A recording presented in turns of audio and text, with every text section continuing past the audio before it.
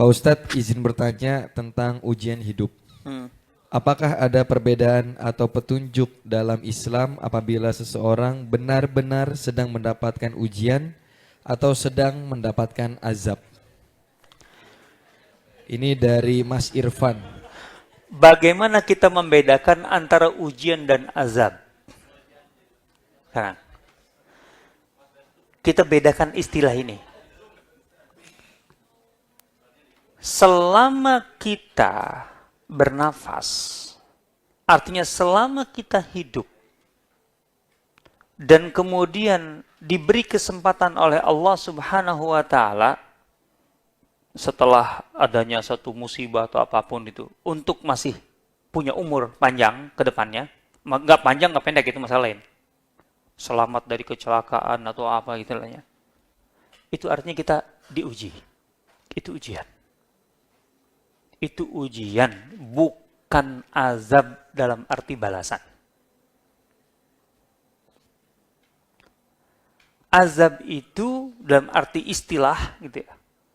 Itu diterima oleh manusia setelah kematian. Baru azab. Kalau baru.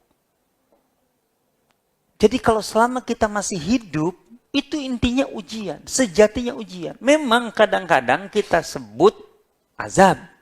Oh itu balasan. Betul. Tapi balasannya sebenarnya dalam konteks ujian.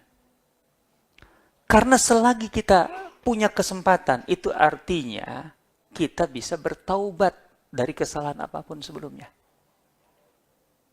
Sekarang pertanyaannya begini. Siapa yang tidak punya dosa di antara kita?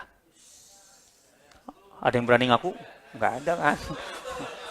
Ngeri kalau ada. Oke, ini kaedahnya.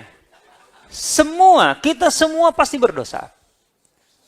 Sekarang, kalau azab itu diartikan balasan atas dosa yang kita lakukan, siapa kemudian yang pantas atau layak luput dari azab? Enggak ada. Kalau setiap dosa yang dilakukan itu pasti dibalas dalam arti oleh Allah Subhanahu wa Ta'ala selama dia hidup, siapa yang tidak diazab kalau begitu? Semua kita pantas diazab kalau begitu. Kenyataannya, ada orang yang kelihatan secara zahir, dosanya gede, besar, banyak. Ada orang yang secara zahir, kita kan nggak tahu yang batin ya. Orang udah baik, bagus gitu ya. Wanita, soleha, jilbaban, sebaiklah pokoknya. Semacam. Tapi ternyata, secara zahir ujian hidupnya lebih susah, lebih berat orang yang kayak soleha itu. Sementara orang yang bergajulan, berantakan gitu, kelihatannya zahirnya kok kayak usahanya lancar, duitnya banyak, jarang sakit, kan gitu loh. Nah kan, bingung kita di sini. Kalau kita sebut setiap musibah yang kita terima itu adalah azab, loh, kok yang zahirnya itu soleha itu, kok kayak lebih berat azabnya ya daripada, makanya salah istilah di situ. Itu ujian. Itu ujian. Gitu loh. Jangankan orang muslim. Orang kafir itu sebenarnya diuji. Selama dia hidup diuji.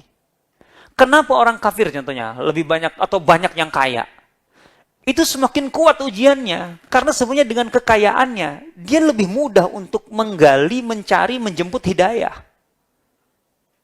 Loh iya kan dia berpendidikan, dia bisa mengakses informasi, dia bisa mendatangkan seseorang. Karena yang namanya ruh manusia itu akan selalu mencari Rabbnya, pasti.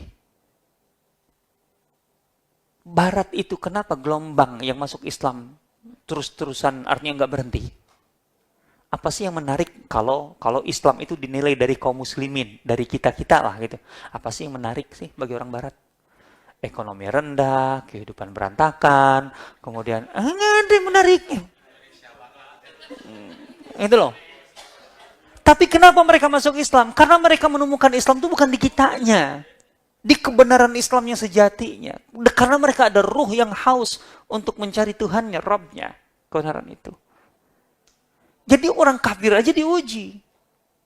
Apalagi orang muslim. Makanya jangan pernah berpikir musibah itu adalah azab. Itu ujian. Bahkan sebenarnya kenikmatan itu aja ujian.